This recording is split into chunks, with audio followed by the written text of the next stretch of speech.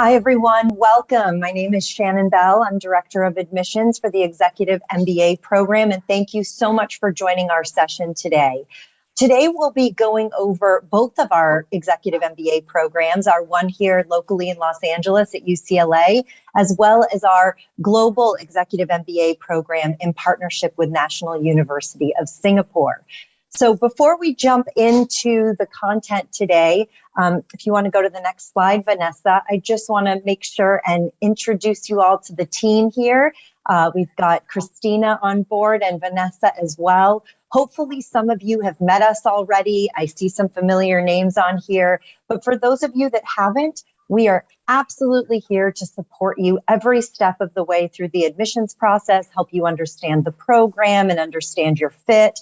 So please, afterwards, we'll send out an email that will have sessions for signing up for a one-on-one with us, or I also do 2 small group Q&As every week. So please make sure to join those if you have some specific questions, but we'll definitely make sure you get some questions answered today, not only from our Dean, Gonzalo Freixes, but also from a great alumni panel as well. Next slide, Vanessa. So I do just want to let you all know that there is still time. If you're hearing things today and you're really excited to get going, there's absolutely still time to apply for the Executive MBA program that starts this fall. Our final kind of priority deadline is May 1st. We will accept some applications after May 1st if the class is not filled, but you'll want to really try and aim for that May 1st deadline. And again, by meeting with us, we'll be able to break down for you the application requirements. It's definitely possible to still get your application in for May 1st, even if you haven't started yet. And our UCLA NUS Executive MBA program, the applications are actually closed for that because that starts in just a few days, actually. But if you're interested in that program, application will open up again in July. It's not too early to start talking about that. And you can see our deadlines there, which will be until next year. So now I would love to turn it over for kind of an information recaps of the program. Our Professor Gonzalo Freixes, it would take me 20 minutes to tell you about him and all the ways he contributes to the school. But instead, I'll just let you know that he is a professor here. He's also Associate Dean of the Professional MBA programs. He teaches tax law and international business. He's a lawyer by training and also has his master's in accounting. You may have seen his video actually on our website about the tax laws and tuition, so definitely check that out on our financing page. He's also an avid traveler and leads many of our international business residentials with our EMBA students and other MBA students. So Gonzalo, Professor Freixes, I'll hand it over to you. Thanks so much, Shannon. Appreciate it. Hi, everybody. It's great to see all of you and to have this opportunity to briefly tell you about our program. I know I see a couple of names that look familiar from one of these prior things, so I apologize in advance if we've been repeating everything. But we just want to give you a little bit of a quick snapshot of some of the key pillars of our program that we think will be beneficial for you to help you progress in your careers and also just in your personal life in terms of how you act and view yourself as a leader, how you act as a leader, and how you deal with people. So if we could have the next slide, please, Vanessa, we can get started. So this is these are the programs in a nutshell in terms of schedules. The schedules are very, very different between these two programs. Our regional program, if you will, the one that's based here in Los Angeles, is the UCLA Anderson Executive MBA program. And we have 3 schedule options. The first one, the biweekly, is sort of the traditional schedule that a lot of schools have for their EMBA program, where you come to school every 2 weeks. You start late afternoon on Friday and go into Friday evening. And then you have classes all day Saturday. Those are where your core classes will be featured. And then if you want to take electives, we have some Sunday electives specifically dedicated to EMBA, although you can take electives in our part-time and full-time program as well if your schedule permits. Then about 5 years ago, we introduced the monthly schedule. And the monthly schedule is hybrid. For those of you that live further away, or have lives, like young kids or busy work schedules that don't allow you to come here every 2 weeks, the monthly schedule, up to 50% of the content is featured on videos and online work in an asynchronous format. And that means you can do it when your time permits. So if you're a morning person, you can do it in the morning. Otherwise, you can do it late in the evening or at lunch. And then once a month, you come for that same weekend schedule to have live classes with your faculty members and fellow students. And then 2 years ago, when COVID came, we introduced this new blended schedule, which is basically a hybrid synchronous schedule. What does that mean? It means it meets every 2 weeks, just like our biweekly. But every other time you come to campus, and every other time you're on Zoom. And so that gives you the ability to only have to come to campus once a month, just like the monthly, but you get your content in a synchronous method. A lot of people like to have that face-to-face time with the professor and their fellow classmates, and this gives you that option. And then our UCLA and US Executive MBA program, which is in partnership with the National University of Singapore, is a global modular program. What does that mean? It means it meets every 2 months for about 8 to 10 days, sometimes 12. We're adjusting this schedule all the time to sort of shrink the time off, but right now you have the layout there for you. And basically it meets for 2 weeks or 10 days or 8 days, depending on the schedule, in Singapore, LA twice, and then in China, India, and Singapore. For the program for this year, we might be going to Vietnam or Thailand instead of China, because China is still pretty closed. But I think by the time you would apply to this program, we should be back to our regular schedule. And then if you could go on to the next slide so we can see more of a breakdown of how the class schedule looks like. And this is for our traditional EMBA, not our UCLA and US program. So you have core classes, and there's a lot of EMBA programs out there that all you get are the same classes for everybody. We don't have that. You do get the same classes for everybody in terms of core, very similar to what our other MBA students in our full-time and part-time programs get. Everything from marketing to finance to strategy to working on our master's thesis, which is a capstone consulting project. Everybody does that together in their section, biweekly, monthly, blended. And then in addition to that, you have electives that you can take. And here is a sampling of some of the electives we offer. The average, you only have to do 3 as a requirement for the course, but we find that the average EMBA takes a lot more than 3 because there's no additional cost if you want to take electives outside of EMBA, which you can do in our FEMBA program. And we're now offering even some online electives on weeknights that are fully online on Zoom so that our weekend students like EMBAs can take these additional classes and not have to come to campus. You can get specializations or certificates in each of these areas. You can also take courses at the other schools at UCLA, the film school, the law school, the School of Public Health. So let's move on, Vanessa, thank you. And I think one of the strengths of our program and of Anderson, I think, is that what we offer in terms of global learning about global management is unique, and no school offers the breadth of things that we do. As part of your program, you have what's called an international business residency, which means that in the middle of your program in September, between your first and second year, we will designate 3 or 4 countries, and you will sign up for which country you want to visit. And then we will do some pre-classes here online and at school. And then we will go in country for a week. So you take off a week from work and learn about business in that country by hearing speakers, doing company visits, cultural excursions, hearing from faculty from the local top business school. And it's really a global immersion, if you will. In addition to these, we have global immersions through our Center for Global Management. These are electives that you can take. They do require an additional fee because for the hotel and the meals and all that. And those, we do about 7 or 8 of those a year. They take place during breaks, during spring break, summer, and after year finals in December. And then in addition to that, we have global exchange programs. There's a random sampling of some of the countries we visit. Here are our exchange partners. So we set up, the first ever in the world, actually, when we set these up 12 years ago, we went to some of the top business schools in the world, and they have 1 week electives. We have 1 week electives, our block electives that are offered in August, which you saw reference on one of the previous slides. So we'll have maybe 25 to 30 students come from these schools, and then you can go and do their 1 week electives with their students that when they schedule them. Most of them are in the summer. There's a couple in December.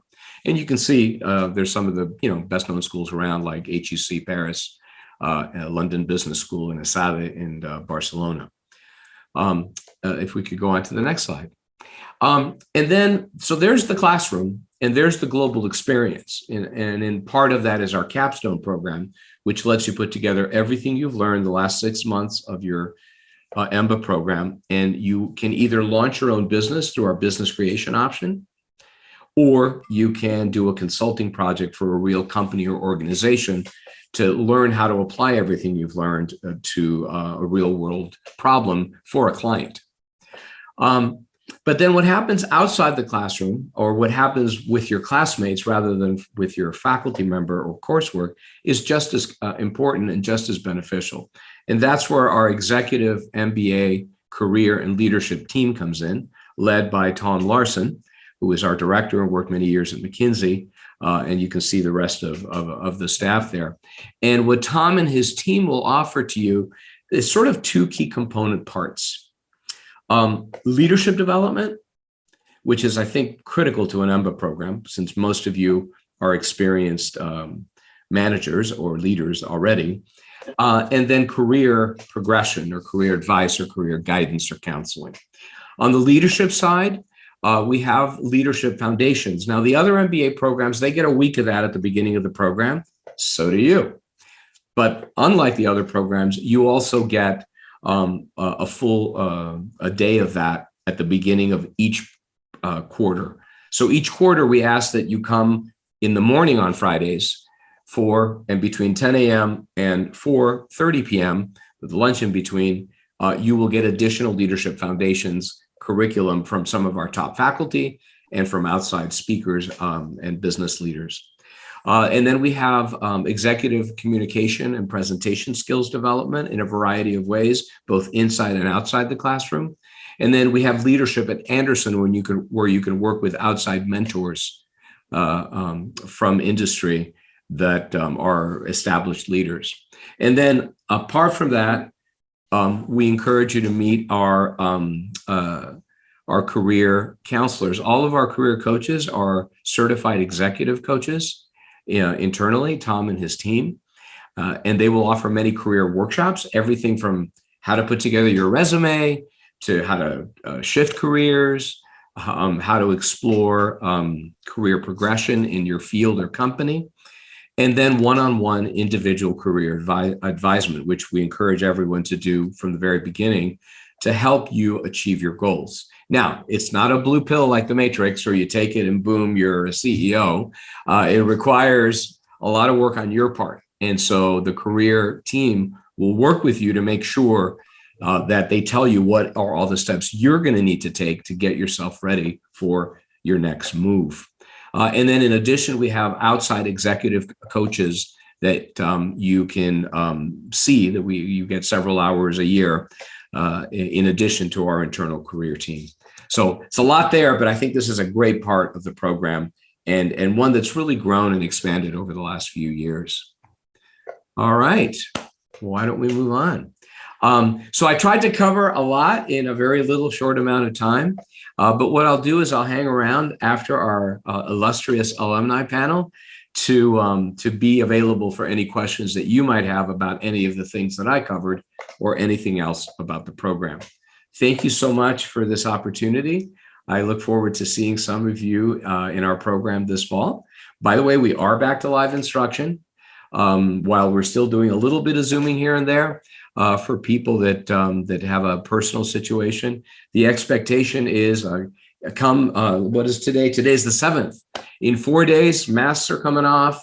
A lot of the restrictions are going away regarding COVID. We will still do occasional testing that we do through the campus to make sure everybody is safe. But we expect in the fall we'll be back to being a fully live program with our online components, and really look forward to seeing you in the classroom like we did before 2020. Thank you, and I will turn it back over to Cristina Marentes, who will introduce our wonderful alumni that are joining us to talk to you today. Thank you, Gonzalo. And everyone, if you have a question directed towards Gonzalo or to us in the admissions team, feel free to ask us during the Q&A. We should be getting to the Q&A in about 20 minutes or so. So we'll be happy to answer your questions then, and Gonzalo will come back to join us on that panel. But first up, I would love to introduce Sudeep Mishra, our alum from 2021, so graduated not too long ago. So we're just going to spotlight Sudip now to join us. Hi there, I'll let you take it away from here. Thank you, Christina. Hi, everybody. So good to see everybody here, and hopefully I'll see you, everybody, in the part of the UCLA EMBA family as well. So I am Sudeep Mishra. I am the senior product manager at BlackRock. It's an investment management firm. I've been in BlackRock for almost like 10 years. And I am graduated in 2021, about 2021. So even though it's like less than a year ago, it already feels like 5 years ago, and I miss my classrooms, I miss my classmates. So happy to be back here. So my background is essentially I've been at BlackRock all my life. I was started as a software developer, grew up to be a engineering manager on the software technology side, but I always wanted to transition more into product management side, and that is something that was interesting to me. But to be a product manager, I knew I have to get a lot of skills. It's not just like the technical skills. You have to learn more about marketing. You have to know more about finance. You need to know more about how to think as a CEO of a product. You have to learn about strategy. You need to know about accounting. And I realized like all these skills are possible if I go for my MBA program. And MBA is something that teaches you about everything. So one of the brilliant things about MBA, especially at Anderson, is that as much as you learn from these courses like strategy, marketing, from the professors themselves, you learn equally or if more from your classmates, because all of your classmates are excellent leaders in their respective space. So you will hear from Jesse, he knows a lot about like operations and management and leadership. Sharon knows tremendous about marketing and branding strategy. So as much as we are learning from our case studies and from our classes from the Anderson program, we're also learning from our classmates as well. And the rigorous program, like whether it's the SMR or the BCL, they teach you, they walk you through the different way of how you can learn new skills and apply them to a real life world problem that is directly applicable to your work. So I was part of the monthly program in Anderson. So I used to go once a month. Like we used to have classes Friday, Saturday, and Sunday. And then I would come back to work on Monday. And by the way, I was commuting from East Coast, Philadelphia to LA. So that was kind of interesting, but not that bad. I actually look forward to going to LA once a month, like beautiful weather. But the thing is, like when you come back to office next day, you're immediately applying those accounting skills or the marketing skills or the branding skills or the product management skills. And you're immediately getting the value out of that. And this is not just me, like these are my managers. They have told me like in last 2-3 years of performance review, they've said like they have seen my career trajectory just take off because they keep seeing me applying new skills in every single occasion of I'm doing. And the result has been the transition of this EMBA that provided to me is like I transitioned from engineering manager to more of a starting my brand new team, a completely brand new team in agile transition experience in the engineering side, where I collaborate with like 100 different teams directly all the way to the CTO level at BlackRock. And we had significant, amazing work there. And I drove that for a year and a half.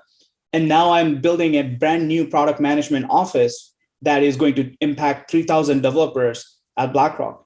So, and the thing is that just like a couple of weeks ago, I was asking my classmates, hey, can you send me some notes about business strategy class that we took like 2 years ago? Because the principles that I learned in those classes are still applicable to what I am doing in my day-to-day job today.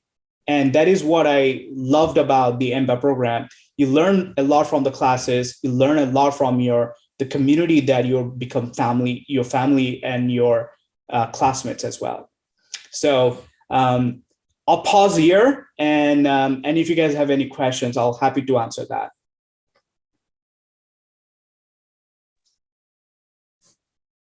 Go for it, Ivan. Hi, thanks for your perspective, much appreciated. Did you say you were at BlackRock before EMBA, and then that enabled you to kind of take a different job in BlackRock? Yes, I chose to stay at BlackRock, but I made like 2 or 3 major transitions within BlackRock in the last 2 years. Okay, all right. And are these all your teammates, and you stay within the same team throughout the whole program, or you kind of get to change teams throughout the 2 years? Did you get to change teams? How did that work? So we had study groups. Those study groups is the core team that changes, I think, every 2 quarters or so. But you also take electives, and in those electives, you get to form your own teams. So, for example, Sharon and I, even though we were in completely 2 different sections, she was in biweekly, I was in monthly. We started like working in our first elective since December, and we found like 3 or 4 additional courses and electives to collaborate throughout the whole 2 years. So like-minded people get attracted to each other, and they just continue working together because they know each other's working style. And when you're like working with different type of people, you're learning a lot of things, and these skills are complementary to each other. So I love working with Sharon, and I interacted with Jesse a lot, and so we got a lot of value add by working with different personalities and different type of people, and also like from different backgrounds. And that is one of the reasons why I chose Anderson, is because of the diversity of the skill set that they bring to the classroom. And that's exactly what I was looking for. That's why I was so willing to fly all the way from East Coast to West Coast to embrace that diversity and not be surrounded only by financial professionals, but more people from different backgrounds.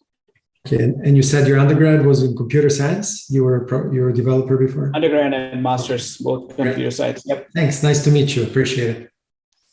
Nice to meet you. Thank you so much, Ivan. Those are great questions. And thank you, Sudip. We will actually move on to Jesse as our next alum, and we'll bring Sudip back and the rest of the alumni panel in about 10 minutes or so. But Jesse, go ahead. All right. So I'm really disappointed, Christina, you spotlighted me because I didn't have time to do Botox because I'm from LA. So I think it's like 2 months of wearing off. So I'm going to warn you all, if I'm not at my best, that's why. And I wanted to do self-tanning too, because I'm very vain that way, but we'll see what I can pull off. So, hey, here's my feeling. I'm not going to bury the lead. You're here for a reason. You're here for a reason. You were at this to get information. And I got to tell you, I have no regrets. It was the best decision I've made by far. I come from an unconventional background. See, I'm, like when you're this guy who's living in glory days in high school, that's what I am. So I work at PayPal, but only for a few weeks. So before I was a Secret Service agent. So I did my career there. I was in DC and was on President Obama's detail and President Bush before that. And then finished up, I was the federal security coordinator for the Super Bowl in LA, which I hope you all watched. I was almost at halftime on with Snoop Dogg as the surprise guest entertainer. And my code name was Electric Biceps. So if you guys see a drop, that is my single coming out. But it was great. And so when I see, and Sharon is laughing, I even get Sharon to laugh. And we were on Teammates for 6 months. She got tired of my humor. No, actually, Sharon, you loved it, right? It broke up our time together. So here's the thing. I didn't get it subsidized. I don't believe in cutting corners here. It's a lot of money. I didn't get any subsidized. I didn't work for a company that paid for it. I paid for it all out of my pocket and from stealing crypto on the side. But since I was a cop, I could get away with it. And guess what? I don't regret it for 1 second. It was worth every penny I paid.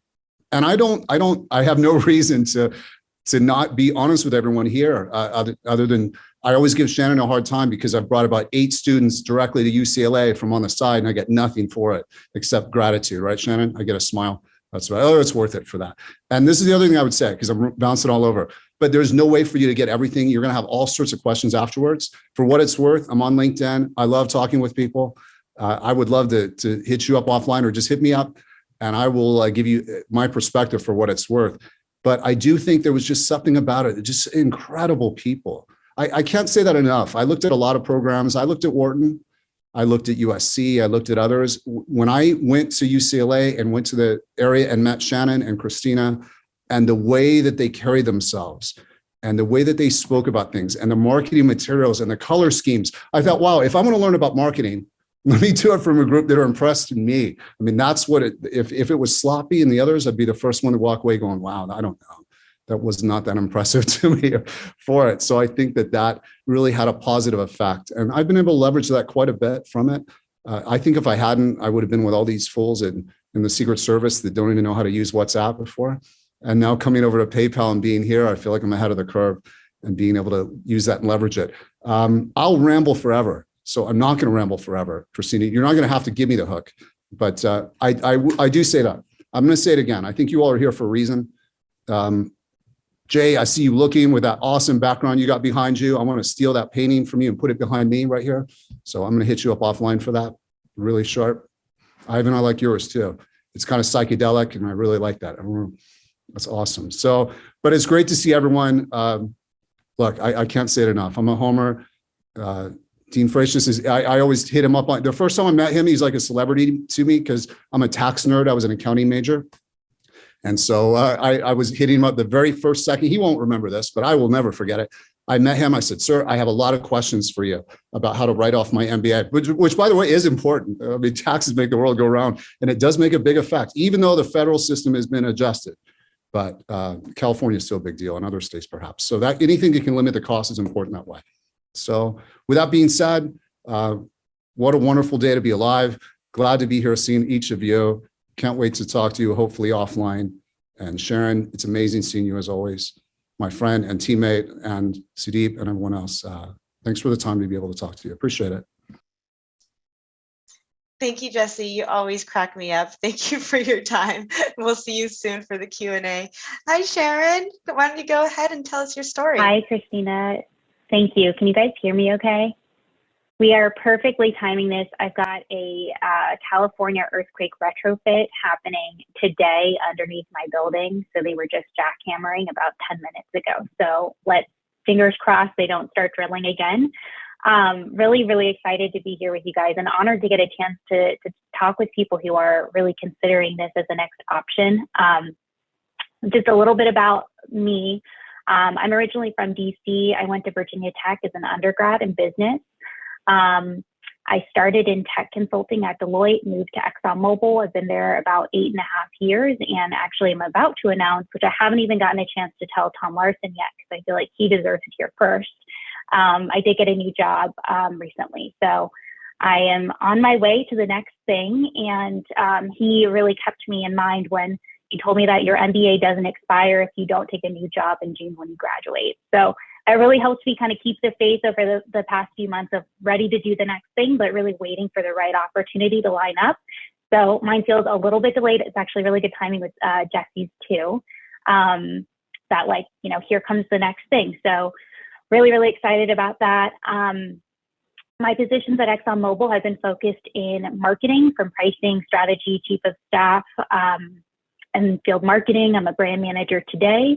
And I lived in DC, in Houston, and then moved out to LA right as the program started. And married, have a dog. He's a golden doodle. Have to mention Rory, my sweet, sweet dog.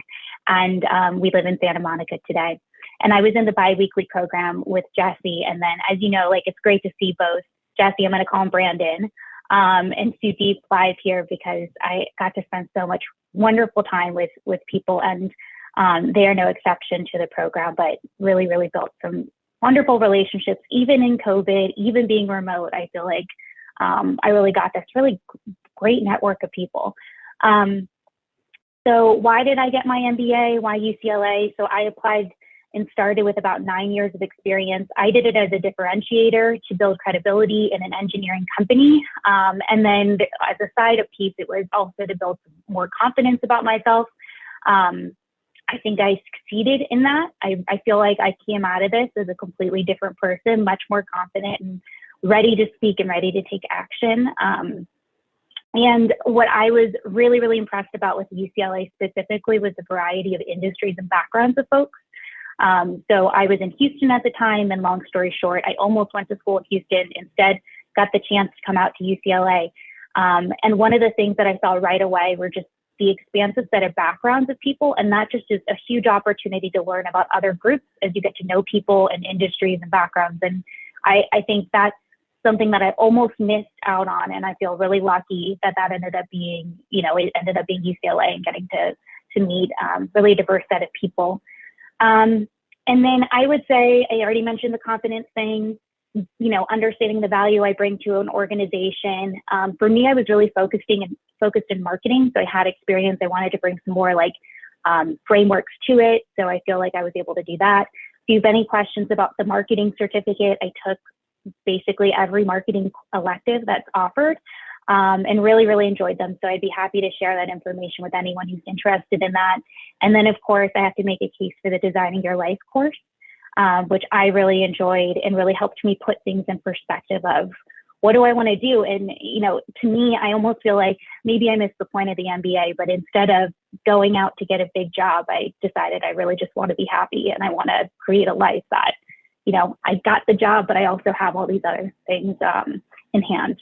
So, don't tell the people who helped pay for the MBA, but that's really what I feel like I got out of it, was just the ability to create the life I want to live, and then feel like I'm confident and I have the value to go out to an organization and, be able to succeed there. So I think I'll probably pause there. It's probably a ton of background. If you want to reach out on LinkedIn, happy to. If you want to talk about marketing, I'm also really into plant-based foods. And that was really a driver that I think everyone in the program knows about me. So really, really big fan of animals and animal advocate, and happy to share more about that. But I would say it's been an excellent program. I'm sad it's over. I still can't believe it's been 9 or 10 months by now. That does not feel real. But I think it doesn't feel like that because I've really stayed connected to a lot of my classmates and made sure that we stay in touch. So that's it. Great to meet you all.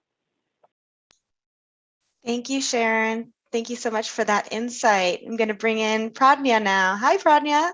Hi, everyone. Thanks for having me. And I apologize for coming in a little late. So thanks to everyone for putting this panel together.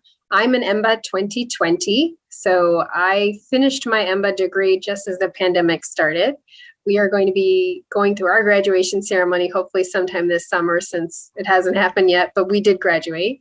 I can tell you, I decided to get my MBA. Sorry, I'll tell you a little bit more about my background. I'm Canadian, but I was raised in the Midwest. I did my undergrad at the University of Michigan, and then I ended up doing a master's there, and I did another master's at USC, and then I'm in the healthcare space, where I work in contract manufacturing for med tech, implantables, diagnostics, drug delivery. And I wanted to get an MBA because I felt that everyone around me was doing something cooler in either Facebook or Amazon or TikTok or all these other companies that I wasn't a part of. And I was like, well, I'm going to go get my MBA and I'm going to go into some type of consumer good. And I did the EMBA program because I'm a little bit older than traditional, or a lot older than the traditional MBA student. And I didn't want to give up my job. I'm also a single mom. So I did the EMBA program with the time my son had just turned 3. And he was a mainstay. I brought him to a ton of events with me because I had no one to watch him. But when I got to the MBA program and I decided I'm done with healthcare, I don't want to do anything in it. By the time I graduated, I was like, I love healthcare and I want to do more in it. So, I thought if anything, maybe I'd work for Amazon's healthcare arm, but I'm not going to leave it. So for me, it was a nice discovery journey to find out what I'm good at, what I like. I spent a lot of my electives learning about things that I didn't know anything about, customer analytics, digital marketing, because my background was operations. So the operations class was like super normal and easy for me, but like stuff with, understanding the customer experience, things like that were a little bit unique to me. At the end of the program, I did end up getting a new job. It just happened to be happenstance. But one of the things that I use a lot and took away was the leadership aspect of it. Quite frankly, sometimes you already know a lot of the skills and they're called something else in your day-to-day life.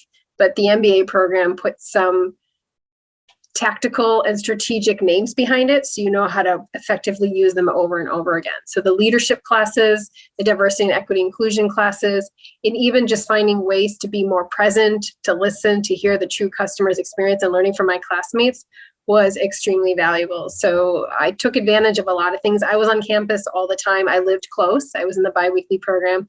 So I took electives in the evening. I showed up to, if there were talks or events, I always showed up. I brought my kid.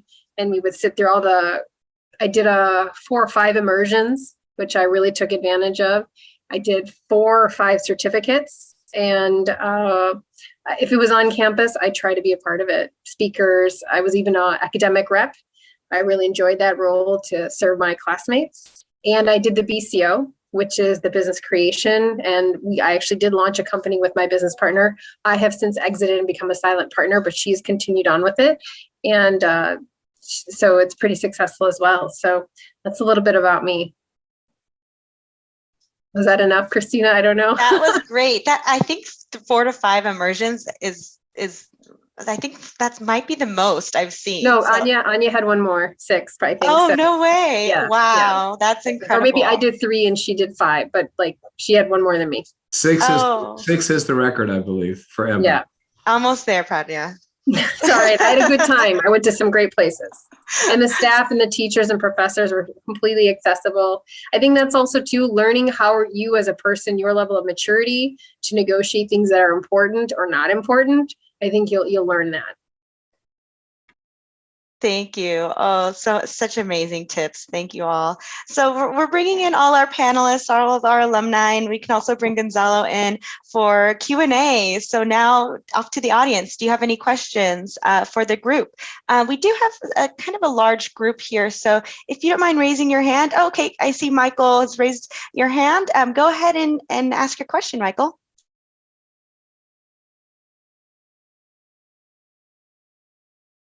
Hey guys, good afternoon, everyone. I'm sorry if I believe I'm not on mute. I did want to ask, and truthfully, I have not done enough financial comparisons in terms of tuition assistance as of yet, but is the EMBA program a offering of a yellow ribbon scholarship? Yellow ribbon, yes, and typically students will use the GI Bill. So depending on what your percentage or months are on your certificate of eligibility, we will accept that fully. So we can talk offline if you don't have 100% or more than 22 months, we can get creative in ways to help you support that. Since we are a state school, we do fully support and accept the GI Bill and those benefits. That is very comforting for me to know. Thank you very much. Of course, Michael. All right, we have Chris up next. Yeah, hey, question on the either bi-week or bi-monthly or monthly. Do you pick your weekend that you go in, or is it a fixed schedule? And how far in advance would we know that? Yeah, I guess I'm the monthly student here. So yeah, it's a fixed schedule. You'll get that schedule at the beginning of the year, actually, the academic year. So you get your calendar even before the program starts, so you know what dates to book your flights and everything, plan your travel around those dates. So you get a neat little calendar that you can follow that path.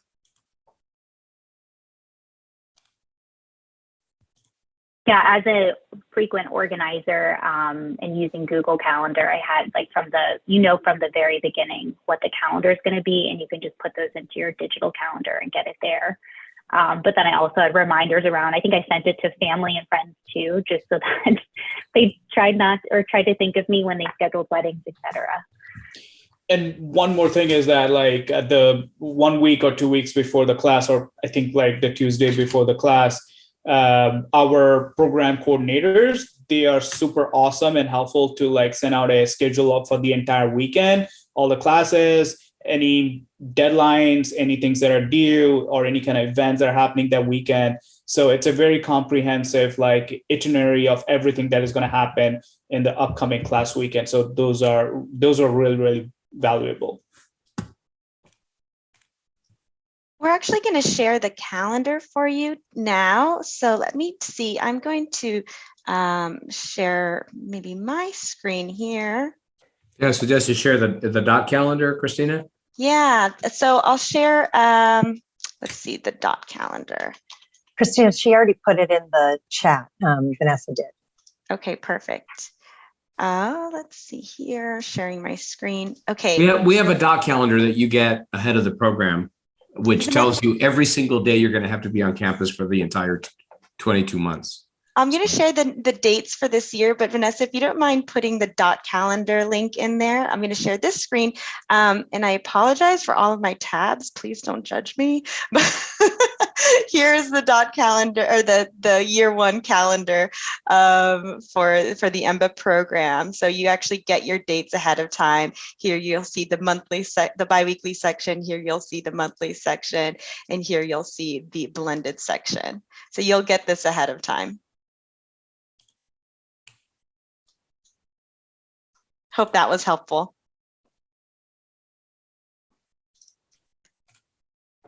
And I'm sharing this. This is what you get. This is the dot calendar. There you go. So you can see, you'll have the dates, and it's hieroglyphics, but it has a nice legend at the bottom. But that way you can plan your whole world. And routinely someone will forget. The running joke in our WhatsApp group is someone would throw the calendar up all the time because people kept asking questions about like, when is something happening? It's like, we all have a calendar. It's your go-to. I see a lot of questions, Christina. Yeah, let's move on to, I think that was Chris. So we'll move on to Ashley next. Hi, thank you so much for leading this session. My question is related to applying in the third round, this current cycle for next year. Do you all recommend it at this stage, or would you suggest applying next year for the following fall? Just any advice around that? I know we're nearing the end of the third round. And also related to that is the analytical requirements. I know on the site now it's no longer required, but if you have any insight on the best way to kind of manage that if we aren't planning to take the Gmat leading up to the application. Sure, I can take that one. Gonzalo, if you have anything else to share for the prep as well. Yeah, the math prep. All right, so you're in perfectly great shape for round 3. We allocate enough space in the class for round 3, which tends to be like one of the larger rounds. So you have plenty of space, and if you feel rushed in any way, just connect with us and we can help walk you through it, support you through it. Yeah, so in our eyes, we're looking and hopeful for some really strong candidates in our round 3. So on that end, you're perfectly fine, Ashley. And it's not just at UCLA, but Ashley, it's kind of an industry trend. MBAs are busy people, and so they apply late. Whereas the full-timers tend to have the early rounds tend to be the big rounds. For EMBA, it's always the last round. It's like the biggest round. So you got plenty of time, especially since we don't require a standardized test. That makes it a little bit easier, so you don't have to prep for that. We do offer for free, once you're admitted, both online and some live weekend workshops on business math, Excel, advanced Excel, and statistics to get you quantitatively ready for the classes that feature a lot of quant work. And then we also, we'll look at your own background too to see if, did you take quant classes? If you were a dance major in undergrad, that's great. We as somebody mentioned, we have a great variety of people in the program and a growing number of entertainment people actually. And so if you don't have that background, then we want to make sure to make these resources available to you so that you can get up to speed on the quant. Great, thank you so much. Thanks, Ashley. All right, we have Abir up next. Hey, thank you so much for the session. They're very helpful, and I'm trying to attend everything I can. I have a question about actually several questions about the cohort. When you assign a cohort, are they your cohort throughout the 22-month, or it's change, or can you change if you feel that you're not fitting in that industry group? And this is one question. The other question is, Christina, I have a one-on-one. I just scheduled one with you. It's about my undergrad transcript from Syria, as we discussed. So I want to ask, some details about that. We can postpone it until Tuesday if I still have the time. But maybe you can answer the cohort question. Another question is about the what if we miss a class? If I choose, I like in person and I choose a bi-weekly one, but if I can't make it to one of the bi-weekly, do I have an access to the lectures? Do I have a way that I can, view the lectures, or it has to be either monthly or bi-weekly? So first of all, in the cohort issue, you self-select into the cohort, and the cohorts are not set up by industry. They're just set up by what people pick. So for you, the monthly schedule is better because you live in Denver. Then you just self-select into that cohort. And then, midway through, you can change cohorts if there's room in the cohort. The biweekly tends to sell out. And if you let us know the quarter before. We don't like you changing cohorts or schedules in the middle of the quarter because that disrupts your study groups. The study groups are put together by the program, and the study groups, we make sure that they're very diverse in terms of industry experience and all of that, so that you can get to work with different kinds of people. Christina can talk to you more about the foreign degree. UCLA has a list of all the universities in the world and which degrees they accept and all of that. So she can help you with that. And I don't remember what was you sort of had a third question at the end, Abir? The second question is regarding the program. If we miss a class. Oh, right. If you miss a class, all of our classes at Anderson are recorded automatically through a media site system. There's a camera in the back. Camera's always on. The professor then decides whether he or she is comfortable releasing that to students. In the EMBA program, they try to be they do it a lot more because they realize you're working professionals. But the best thing is if you're going to miss a class because of a work commitment or something like that, you can reach out to your program manager because you have a dedicated program manager, and they can try to make arrangements to get you the link for the class. You can miss up to 2 classes a year, or you can miss up to 20% of your class hours without it impacting your grade. Okay, thank you. And then we'll work together on the transcript question. And Vanessa Esquera, she just provided her information and the chat, her email, so we can get that sorted out if you have any personal questions there. Okay, thank you. But and I see it comes up a lot. I'm reading the chat about the missed classes, but I think again, and to put everyone's mind at ease, and this is just my opinion, is that the university, certainly the professors will work with you. They're reasonable on it. Once President Trump came in, I had to supervise a visit, and Gonzalo got really mad at me and said I had to come to class instead, but that's all right. I still covered it. And then the other time I wanted to go on the 80s cruise to see some concerts. It's the only course I missed, right, Shannon? I had to go out there and go to some live music, which, by the way, was the week of the pandemic. Remember when life fell apart that Tuesday and the market dropped? I was on stage in the middle of the Caribbean on the 80s cruise. 80scruise.com, look it up. I don't get any money for it, but the next year is coming out of LA, by the way, just in case anyone's wondering. But yeah. So anyways, I don't know where that came from. Oh, I know what it was. It was that they'll work with you. If I could pull it off, having to cover President Obama and everyone, I promise you guys can make it work. They'll work. And we've had to especially work with everyone now with, people testing positive for COVID or being exposed to somebody that tested positive for COVID. So yeah. Milan, you had Abir, you had your hand up. I don't know if you had another question or just a. No, that's it. Thank you so much. And still up, no problem. I think Milan is next. Hi, good afternoon. Can you hear me? Yes. Yes, Milan is actually just like my Twitter handle name. My name is actually OK. So it's Nigerian, so I apologize for that. I'll try to fix it next time. The question I had was about the schedule. I know you have the monthly, the bi-weekly, and then the flex. Does that affect the length?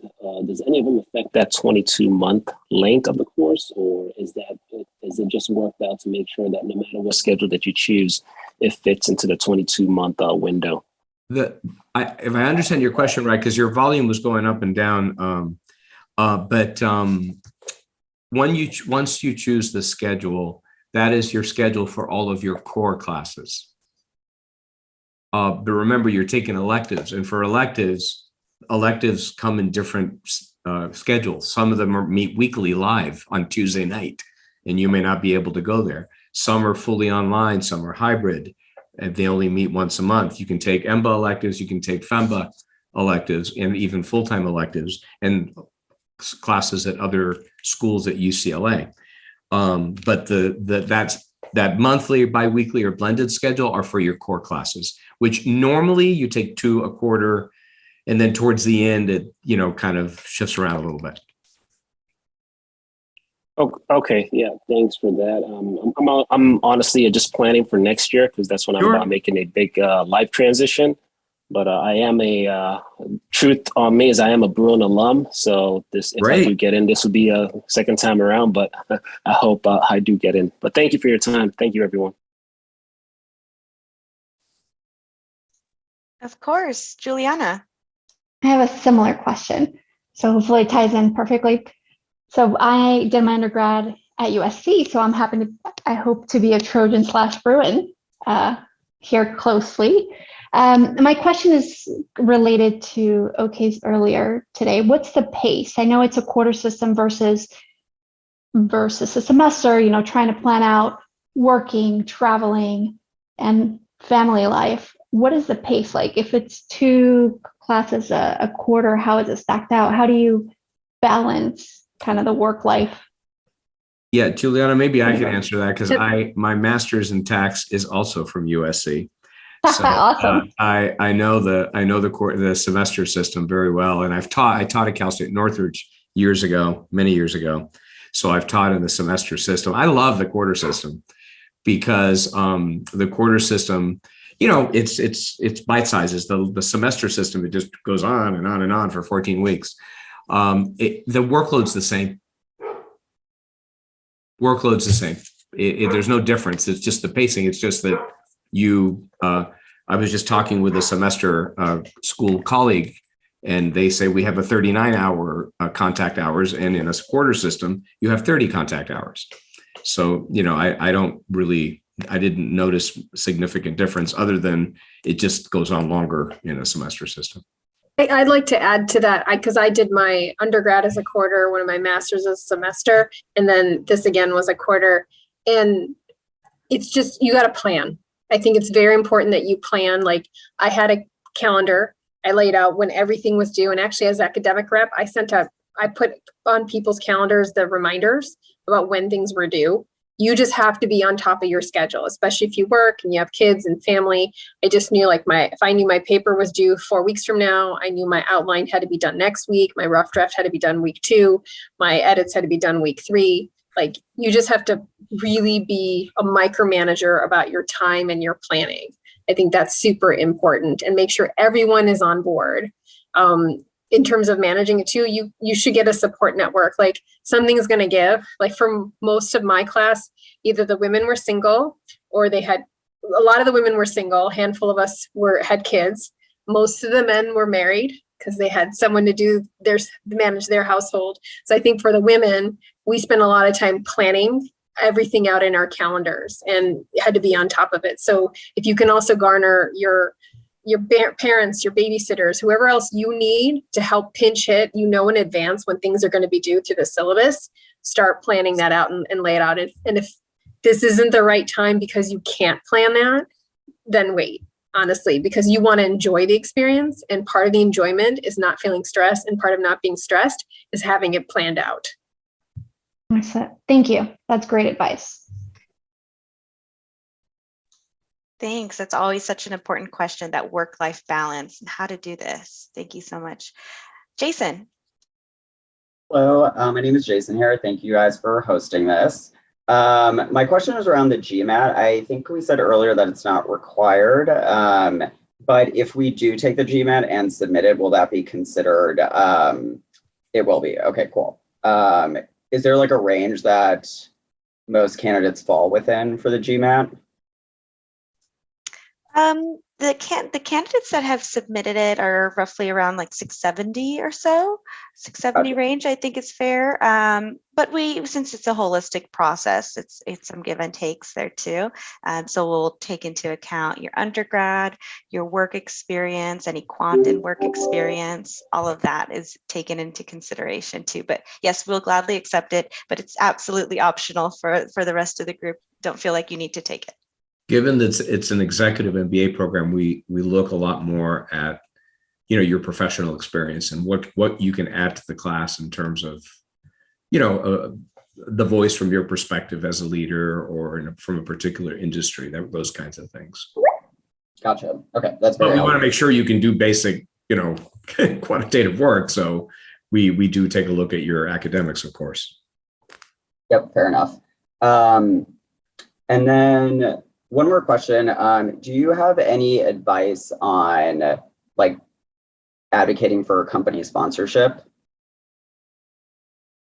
Let me throw that out. I know other than Jesse, who got none, I don't know of any of the other alumni. Did you have to navigate that, or did you have any benefits of it? I know some of my classmates did. They got a little bit of sponsorship, but each company has their own. You're talking about like your employer paying for it, right? Yes, your MBA.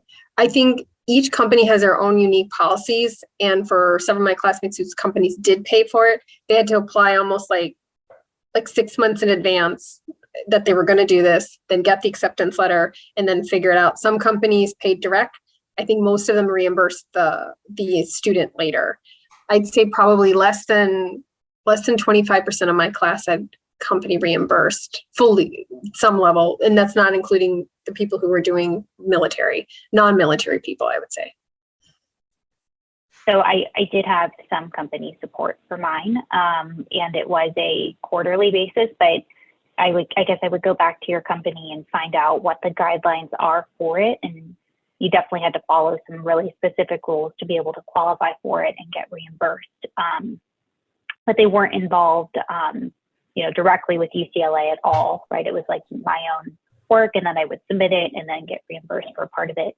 And then you also want to be really clear about what the rules are as a result of getting disbursement. So for me, there was a case where I had like a date I had to stay with the company from the time in which they gave you money. So that's just something to like get some clarity around and make sure you feel comfortable with whatever that is. And happy to chat further about it. I don't know if a lot of organizations still do it, but mine did a portion of it, and I was really grateful for, really anything in this case. So definitely took advantage of that. And normally anything above 5,250 is taxable income. a year, but I will show you how you can make all of it tax-free. Oh, wait, when? There's a video online now that you can watch, but I always do a video with the first every year with the students to go over all the tax benefits.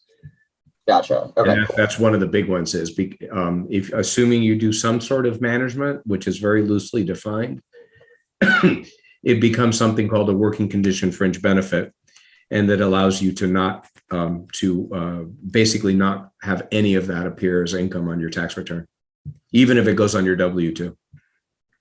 And Jason, that video Gonzalo referenced is on that website Shannon put in the chat. Awesome. Right. And I know Sudip, you had one, you had yourself unmuted. Yeah, I also like the 5250 that Gonzalo just referred to. That's like standard practice for a lot of companies like BlackRock, Google, Apple. They all offer that on an annual basis. And then there are contingencies associated with that you have to stay in the company for at least like 1 year or 18 months after that. And if you want to get anything beyond that, it depends on your own company's policy and also how good you are negotiating with your own manager as well.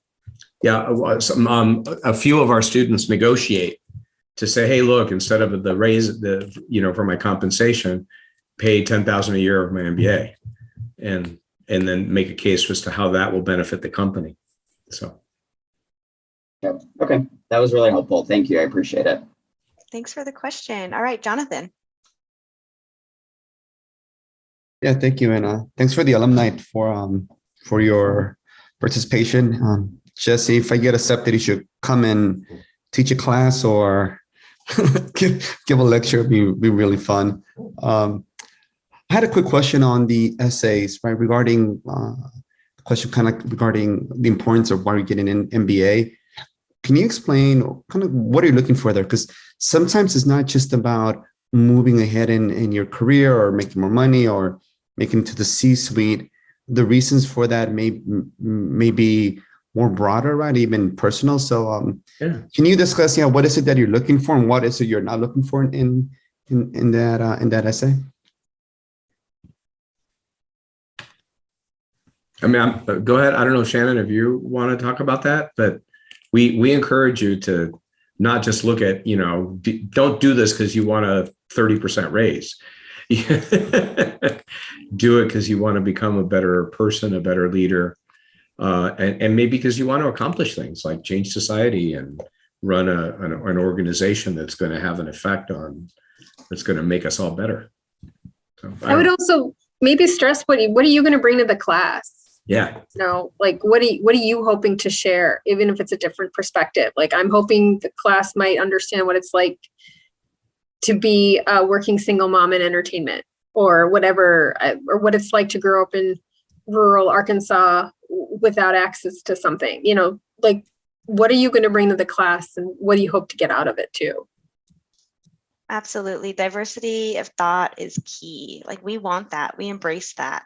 So just sharing who you are, and everyone is unique. So just giving us access into who you are, I think is definitely key, Jonathan. Thank you. Appreciate it. I have to drop off. I have a meeting. I have to run. Thank you, everyone. Jonathan. Thanks, Jonathan. Bye. Hi, Ashley. I had a similar question for the panelists. The alumni was more around how you've seen the knock-on effects and the impact on your careers since you've done the program, whether that be, obvious things like promotion, but maybe also like shifts in your career goals. Just kind of the impact that you've taken away from it. Yeah, I think knowing what you are generally looking for before you come to the MBA program really helps to at least like have some sort of like path for you. Like if you have a goal, like where you want to be in 2 years, that path can become your arc. I saw EMBA program as one of the many career accelerators. Like, so EMBA is not the only one, but it is a major career accelerator because it teaches you how to learn more skills beyond the skills that you already have, beyond the leadership skills that you already have, beyond the technical skills that you already have, beyond the marketing skills that you already have. So it's a way of like getting more skills, because as you go higher and higher, one of the things they tell you is like, what got you here is not going to get you to the next level. That is absolutely true. And that's what EMBA is for. Personally, I was in Philadelphia. I was, like I said earlier, I was an engineering manager. I wanted to get into product management space. BlackRock was very, very tech heavy. They were not necessarily a product centric organization to begin with, but I learned the skills and I applied them directly at the work to show immediate value to the stakeholders, to build a case, to build a brand new team for within 1 year. And I got that buy-in from my managers, from the managing directors, and boom, like within a year, I was leading that team to transition BlackRock towards that product space. That was one accelerator. I did that for 2 years. And then once I graduated, very recently, I used that as a launch pad to even build a bigger product office within BlackRock that touches all the 3,000 developers within BlackRock. And now I am leading that organization right now to build that space. So that is another accelerator. And the skills to build that sort of acceleration comes from the different frameworks, the skills, the knowledge that you acquire, not from the classroom, but from your student, the fellow students that you're learning from them. Because even if the classes are over, we still talk to each other. We still share inputs like, hey, what are you doing in your space that I can replicate at my career level? So you learn to learn actually during the EMBA program. And that helps you to build that. And it also helps you to strategically build your career. How do you decide what you want to do in next 12 months, next 24 months, and also what your career trajectory should look like in 5-year goal. So this sort of like planning helps you to get to that. And once the EMBA is over, your acceleration doesn't end. It actually keeps on going higher and higher because you keep reapplying more, you keep learning more, and you keep reapplying that to your day-to-day job on a continuous basis. So at least that's for me. And now I was in Philly before. I moved to, I started 2 new teams. Now I'm in New York City, and I work directly with the CTO of BlackRock, the head of Aladdin and technology at BlackRock. So it has been a good transition for me in many ways. But you know, on that line, I think something that I certainly didn't underestimate. Almost everything in life you're going to get from somebody else that we need. And these are people that I look at, they're true friends, like lifelong friends. I don't know that I appreciated that coming in, and I certainly feel that way now. By the way, Anna, you have the best background bookshelf. The staircase makes me feel like this should be on a sitcom, by the way. I think it's awesome. I had to say that. And Andrew, I think yours is Star Trek, right? I can't tell. I think it's Star, yeah. Don't quiz me on what episode though. I know you're a Trekkie, I can tell. I'm going to get it wrong. Let me tell you something else that's bizarre, by the way. You wind up in these different classes. This is what I loved about UCLA.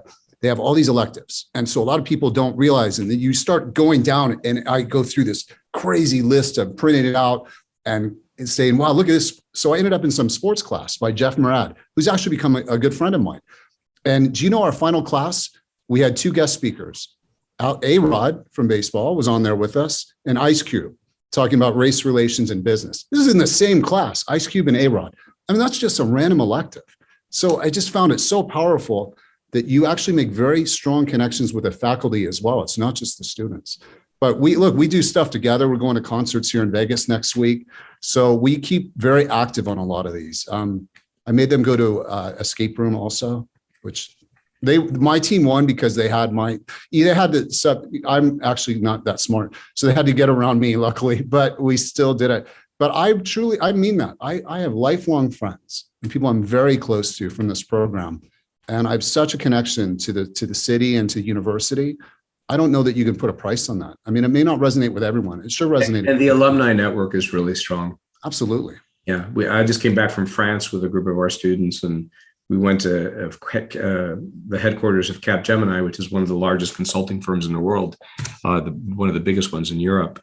And the CEO is an Anderson grad, and the president of YouTube is an Anderson grad. And and on and on and on. And so and they really try to, they're really good about being accessible.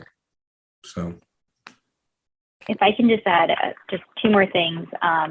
So I was going to go back to, I mentioned earlier about the calendar thing, that work-life balance thing for me, what was really helpful is on Sundays, I'd sit down Sunday evening and like map out the week of assignments. And so I had an idea of what was coming at me before I got to class weekend, and really like blocking, like you're not going to have enough time, I guess I should say, between work and school. But if you are somebody who really likes to try to do all the readings in advance, like you're really just going to have to block it and say, I only have 2 hours to read this. If I don't get through it, like that's it. I can't do any more than that. So that really helped me. And then Ashley, just to build on your question. So I did get promoted like right out of the program at my current company. And then just more recently, right, like something else is coming and I can't, like it's a really good step that I think that I might have not really considered had I still, not gone through this program. And then I was just going to make a pitch for the Designing Your Life class. These are like my plan. I know you can't see it, but I've got three life plans over the next 5 years. And, just doing that self-reflection, and that class was so important for me. And Sudip, I'm going with plan 2 right now, but plan 1 might come back. And I think just that in itself really helped transform, I think, who I'm going to be. And it was actually really reassuring to go back and take a look at it and say like, okay, this isn't what I initially thought, but like this is actually another really, really good option. So I don't think that I would have had that tool set to be able to really like get through some of these changes coming if it wasn't for that.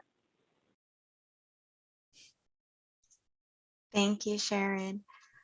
All right, we have, so our session is scheduled to end at 1:15. So maybe we'll take one more question and I'll let the panelists drop off, but I will be around to answer admissions questions after 1:15. So maybe Ivan, if you want to go ahead with your And I can question. stay on for about maybe 5 minutes, 5 or 10 minutes also, Christina.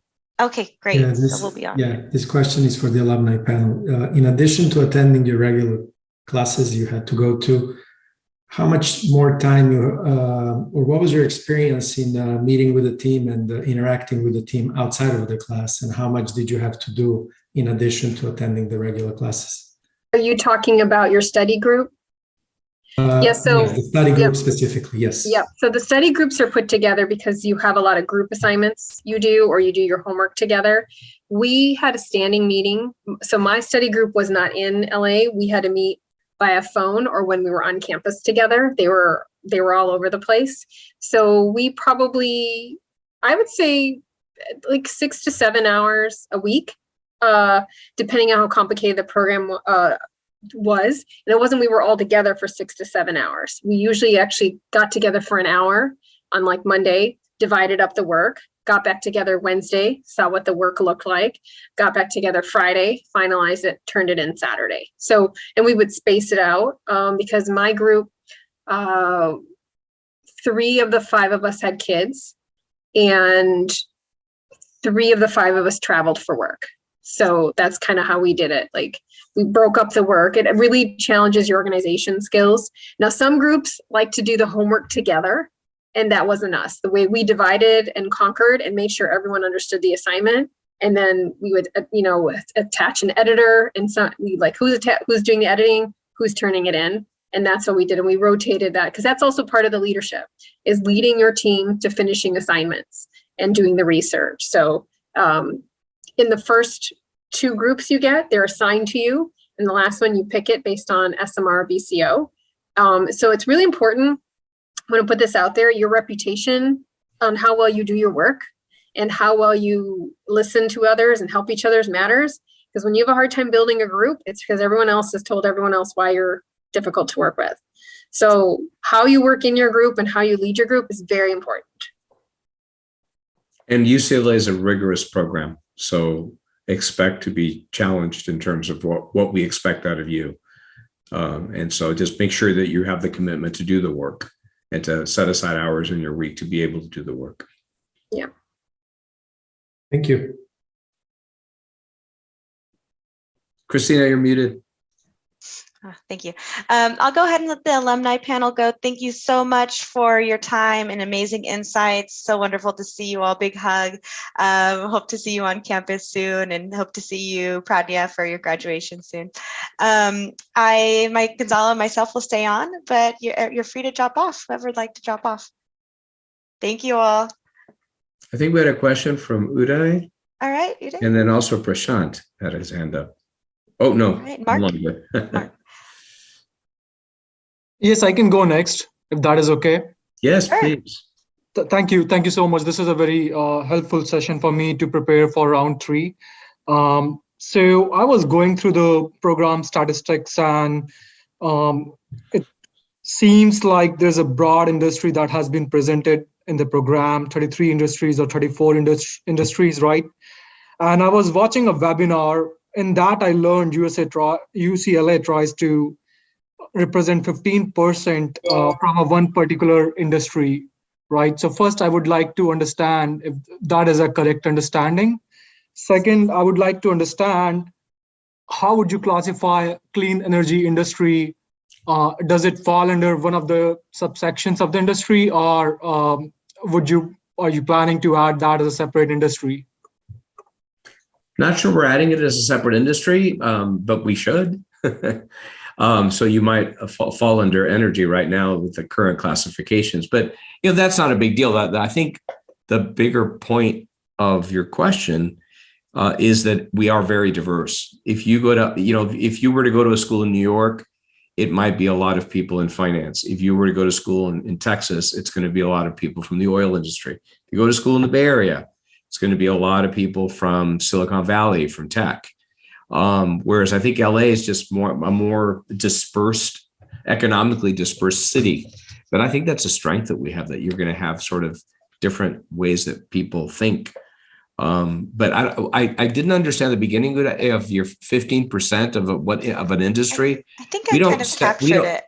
I'm sorry? Yeah, I think I captured it. We do reference in one of our information sessions that we try to cap one industry out. Yeah.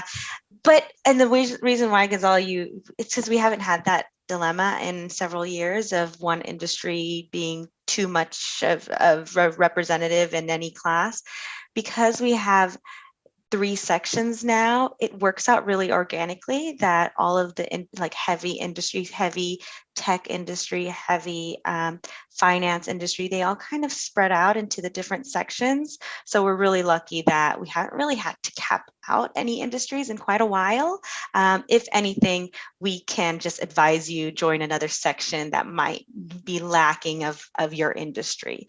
That might happen, rarely ever does, but yeah, we embrace that diversity of several different industries and functions. So I think that's what you might have been referring to, Uday. Yes, that is correct. Yeah. No, thank you so much for helping me understand more about the diversity, and I'm looking forward to learn from that diversity. Thank you. Good. Laura. Hi. Thanks for the session. It was really helpful to finish or to organize everything for the final round. My question, maybe it's too personal, you can say. I am applying from Spain, and I'm having some problems for the transcript. Oh, no, I'm laughing because the minute you open your mouth, I'm going Spain. I'm the son of a Spaniard, so that's all right. So I'm having some problems with my university sending the grades to you and the translations and so on. I'm hiring an official translator and so on.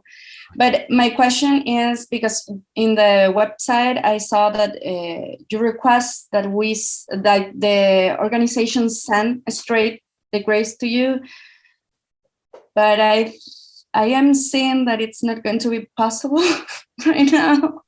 Okay. At least for what I'm seeing, from where I'm talking with them, I'm not seeing that it's gonna be an easy option. Okay. So it's more if it's any problem if I just upload in the application form or something like that. So for the application itself, unofficial is fine, and we might be able to get away with a few months into the summer without those official, but eventually we will need them. So let's work with you and we'll try to even get involved with the school, with the university to try to get those. The go-to person to be in touch with, I don't know if you're already in touch with her, but Vanessa Esquera, Yeah. she's on the call. Yes. Yeah, Laura, I saw your email. I'll connect with you after this. Yeah. Okay. Great. Yeah, we'll take care of that. If not, we'll call them up and go, and we'll make sure they do that. And Gonzalo and I were just in Spain. Gonzalo was in Barcelona with our students, and I was in Madrid with our students. So, wow. Too bad it was too late, but. Laura, where are you at in Spain? Madrid. Madrid? Okay. Oh, yes. Love Madrid. My favorite city. So we'll take care of those things. Yeah, we'll take care of it. We'll work with you and your school. Yeah, we don't want that to be a stress putting factor. everything in place, but Yeah. We don't want that to be a stress factor for you to turn in the application. Are you thinking of flying to the program once a month from Spain, or are you moving to the US? I'm just curious. I think it's gonna be a combination. Maybe at the beginning it's more. It's gonna be from here, but it is really I'm in process to move to the US. Actually, Gotcha. Nice. That's why. That's one of the reasons that I'm considering an MBA.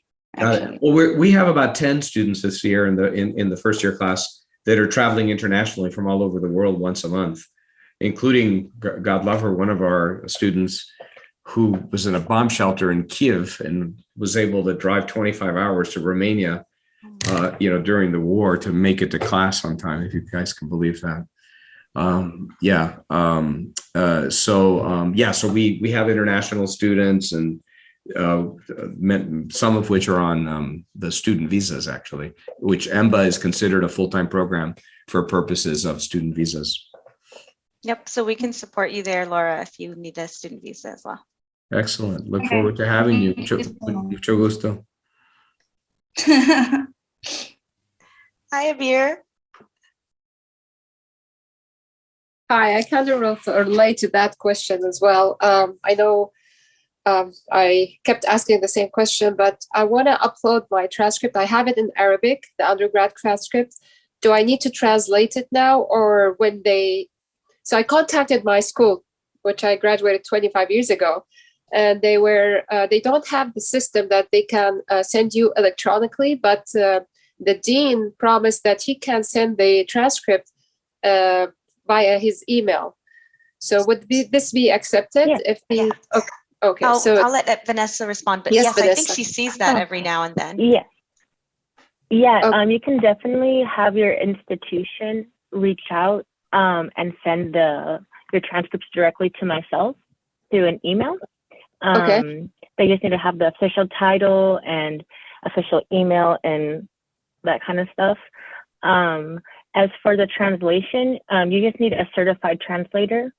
It doesn't need to be a translation necessarily from the school. So can I do it here? Like Laura, she was hiring. What was that? Can I do it here in the States? Can I do just hire a translator? Oh, okay. Yep. Okay, because I have a copy. My brother sent me a copy of the official transcript, like a scan. So if I can translate it and submit it through my application, then my professor there or the dean can send you an email with the transcript but it has also to be translated. So I might also hire a translator there. Yes. Okay. Yes. So then the translation, you can have it be sent from the dean. Okay, great. With the original Arabic. Yes. Okay. In the translation, I believe the association is called American Translator Association, ATA. Oh, let me write this down. Yeah. ATA. There's that, but there's other ones too. There's really no specific one. Okay. We prefer. Thanks. Yeah, I just don't want anyone to. Makes it easier. No, it's being helpful to provide some, because I haven't done this before. Maybe I've done it because I attended USC. I did my master's at USC 17 years ago, but I forgot the process. Thanks, Gonzalo. Great to see Absolutely. you. Thank you for your time. Thank you. Gonzalo. So I could stay on for a few more minutes if anybody has questions about the application process, about EMBA. Maybe 5 more minutes until 1:30. Mark, did you have a question? I know you had raised your hand. I don't want to put you on the spot. I just want to make sure. No worries. I did earlier. I think Sudeep and Sharon might have helped to answer that. It was more so, I think, as we are working professionals and think about our career where we are now and our aspirations where we want to go, like do you need to know exactly what you want to do at the end of your program before you enter it? And then I think the part two to that question is, how often does it happen where just by virtue of who you meet in your program, you're learning and sharpening skills that you have and learning new skills? How often is it that perhaps your career may shift as a result of, you acquiring, this incredible knowledge and these experiences, and then you graduate and it's just like, wow, I'm now going to do something I didn't anticipate I was going to do. Like, how frequent is that? Yeah, I would say, it's interesting. We kind of put people in, say there's kind of 4 buckets of people. There are people who come in and have very clear advancement. They know there's a certain job they want and they can't get it without an MBA, right? Then there's, and that's maybe a third. I would say another third are people who are looking to make a very intentional switch. I'm an engineer. Sudip talked about this, but I really need that business skill set to go into product management, or I'm a doctor by trade and I want to go into hospital administration and I need, that knowledge. Mm-hmm. And then I would say a third are what I would call either entrepreneurs or explorers who are really using the opportunity to see what they haven't thought of and meet people outside of the industry or function they've been in. And there's a great video, I'll put it in the Dropbox or in the chat. I think especially with our business creation option, which about half of our students choose to go that way for their capstone thesis, and no other EMBA program has that option that we're aware of. People end up being co-owners or something with a video. One woman from finance, she was in our women's event. She was in finance her whole career in New York, moved to LA, thought she would kind of stay in finance, and then ended up meeting up with a classmate who wanted to start a sustainable fish company where they make fish in petri dishes, I guess, lab-grown fish. And now she's literally a co-owner. She's doing that full time. Again, I'll drop the little video about her. So there's a lot of people, I think, who get their hands into things, even if it's not a full-time position. Mm-hmm. You don't know who you don't know yet. And I would say there's about a third of people who end up doing something different than what they had sought out to do. Got it. And to that, I want to mention, great point, Shannon. To that, with elective options, some people are like, I want to take global management electives. I want to take finance only electives. You can dabble. You can dabble in everything, all of the above, or you could just stick to one area and one area only. So it is kind of like your kid in a candy store. So you could either pick all of the, the Sour Patch types of candies, or you can get a bag full of everything that you want, just for the mood you're in. So hopefully you can take that experience like that, just very organically. This is your experience. This is about your journey. Got it. Thank you. Thank you so much. Appreciate that. You might have seen video. Any other questions? Yes, are you going to post this video on your website? Okay, good. Yes, and then we're actually, this video in particular of today's session, we will email to you by tomorrow morning. Excellent. Thank you so much. Of course. Ivan. Yeah, just one quick one. I already submitted my application. 10 days ago. I have an interview with Christina next week. As part of my due diligence, and I think I asked Sharon this, if it's possible to sit in a couple of the classes as a guest. So I don't know if there's time. I don't know when the semester ends or the quarter ends. So that's my question is on that. If so, who do I contact to arrange this?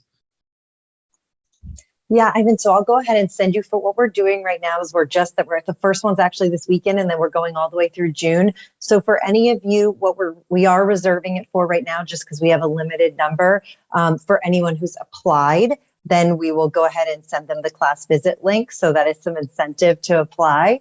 And then, but on April 23rd, which is a Saturday, we're doing a full-blown prospective student event. Anyone can attend to come to campus, but I will send you, I've been now that you've applied. I will send you that. So definitely a couple different opportunities to come to campus. Great. Thank you so much. All right, so we'll let the group go. So nice. Thank you for sticking around with us. Talk to you all soon. You'll hear more information in our follow-up email. We'll have this recording and additional events that you can attend. The event Shannon was referring to on April 23rd. So have a wonderful rest of the day. Talk to you all soon. Bye-bye. Thank you all so much. Appreciate it. Thank you, everyone. Thank you. Bye-bye. Thank you so much. Bye.